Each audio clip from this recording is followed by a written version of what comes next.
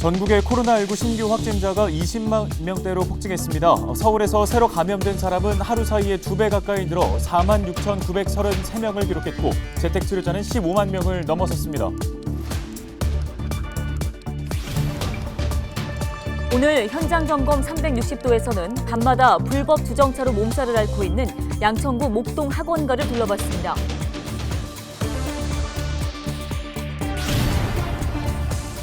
제20대 대통령 선거 사전투표가 4일부터 이틀간 실시됩니다. 코로나19 확진자는 사전투표 이틀째인 5일과 선거 당일인 9일에 할 수 있습니다. 자세한 내용 살펴보겠습니다.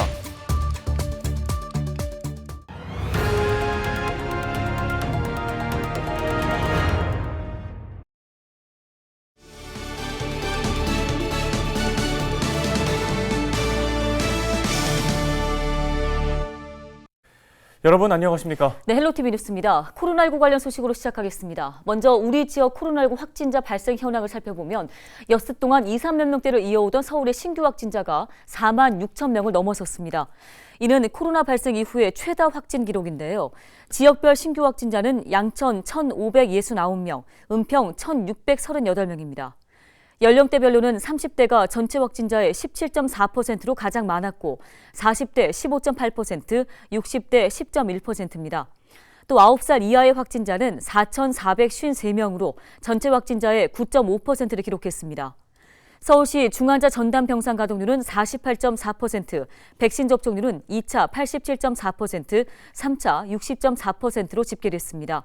서울에서 치료 중인 재택치료자 수는 15만 6,138명입니다.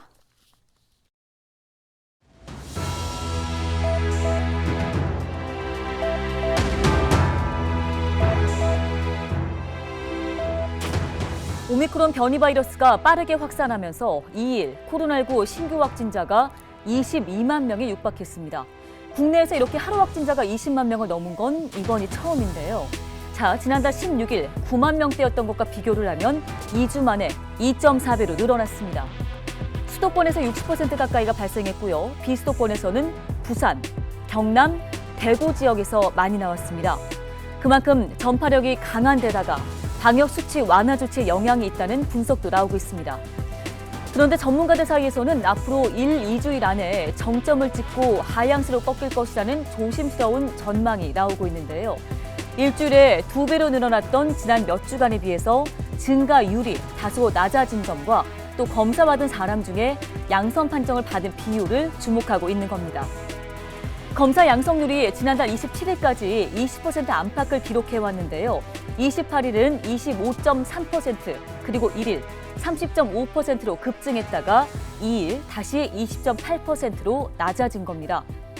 코로나19 상황 데일리 브리핑이었습니다.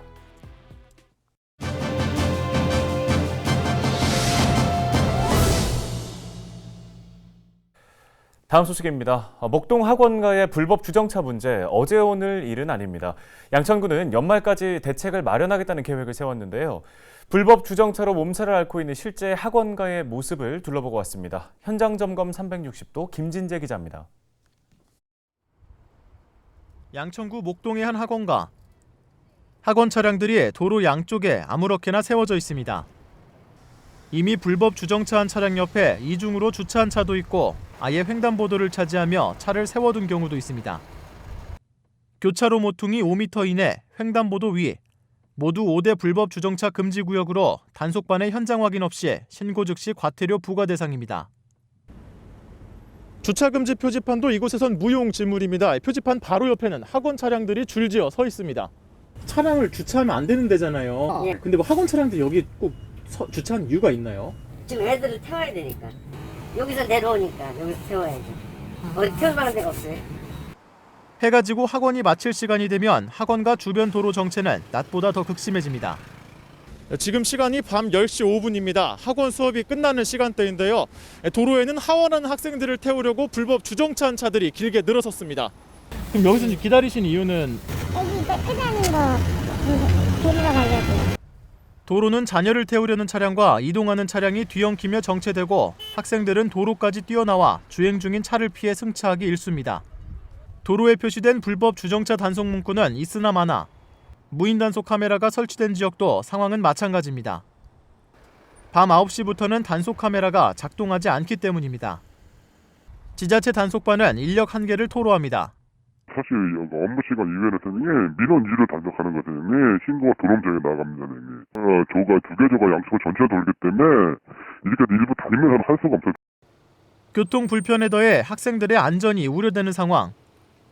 양천구 민원 게시판에도 학원과 불법 주정차 민원이 꾸준히 올라옵니다. 양천구는 연말까지 해결책을 마련하겠다는 계획. 하지만 실제 정책이 시행되기까지 당장 1년 동안은 뾰족한 대책이 없어 주민들의 불편이 이어질 것으로 보입니다. 헬로티비 뉴스 김진재입니다.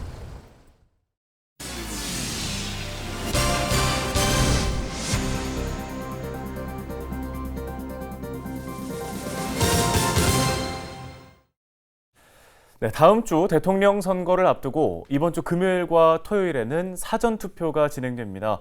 양강 후보의 초박빙 구도가 계속되면서 그 어느 때보다 투표 결과에 관심이 쏠리고 있는데요. 선거를 앞두고 유권자들을 위해 투표 방법, 또 유의사항 등을 자세하게 알아봅니다. 네, 은평구 선거관리위원회에 최경만 선거 2계장 연결돼 있습니다. 자, 기장님, 앞선 설문조사에서 80%가 넘는 유권자가 이번 대선에서 반드시 투표를 하겠다고 응답했습니다. 이번 대선 높은 투표율이 기대가 되고 있는데요. 우선 투표 대상 그리고 투표 방법 등 설명 부탁드립니다. 첫 번째로 투표 대상자를 말씀드리겠습니다. 이번 제20대 대통령 선거는 만 18세 이상 국민으로서 선거일 현재 즉 2004년도 3월 10일 이전 출생자가 투표할 수 있는 대상자입니다. 또한 공직선거법 제218조 4에 규정된 국외 부재자와 제218조 5에 규정된 제외선거인 및 공직선거법 제38조 2항에 해당하는 선박에 승선할 예정이거나 승선하고 있는 선원도 투표할 수가 있습니다. 두 번째로 투표 방법을 말씀드리겠습니다. 투표는 사전투표 3월 4일, 5일과 선거일 3월 9일을 포함해서 3일간 투표를 할 수가 있습니다. 3월 9일인 선거일에 투표할 선거인은 각 세대별로 발송된 투표 안내문에 기재된 등재번호, 투표소 위치를 확인하여 해당 투표소에 가서 투표를 할 수가 있습니다. 또한 3월 4일과 5일에 실시되는 사전투표는 가장 가까운 동주민센터에 가서 투표를 할 수가 있습니다. 투표소에 가실 때 주의할 사항은 반드시 신분증을 지참해야 투표를 할 수가 있습니다. 네, 이번 선거에서는 코로나19 확진자도 투표를 할 수 있게 됐죠. 언제 어떤 방법으로 투표를 할 수 있는지 또 사전투표도 가능한 건지 알려주실까요? 네, 코로나19 확진자도 투표를 할 수가 있습니다. 공직선거법 개정으로 선거일인 3월 9일 수요일 일반 선거인의 투표 종료 후 오후 6시부터 7시 반, 1시간 반 동안 일반 투표소가 아닌 별도로 마련된 임시기표소에서 투표가 가능합니다. 또한 사전투표는 사전투표 2일째인 3월 5일 금요일 오후 5시 이후에 선거 목적 외출 허용 문자 메시지를 받은 확진자는 임시기표소로 이동하여 임시기표소 직원에게 확진자임을 밝힌 후에 오후 6시 전까지 투표를 할 수가 있습니다. 네, 최근에 이제 선거 벽보가 훼손되는 일이 은평구 등 여러 곳곳에서 잇따라 발생하고 있습니다. 자, 이 벽보 훼손은 강한 처벌이 따르는 범죄로 알고 있는데 이 외에 선거와 관련해서 유권자들이 주의할 점이 있다면 또 어떤 것들이 있을까요? 정당한 사유 없이 벽보, 현수막, 기타 선전 시설물을 훼손, 철거하는 자는 공직선거법에서 2년 이하의 징역 또는 400만 원 이하의 벌금에 처하고 있습니다. 이 밖에도 공직선거법에서는 투표를 방해하기 위하여 투표에 필요한 신분증을 맡기게 하거나 이를 인수한 사람 또는 투표소나 개표소에서 정당한 사유 없이 투표나 개표에 간섭하는 사람은 3년 이하의 징역에 처하고 있습니다.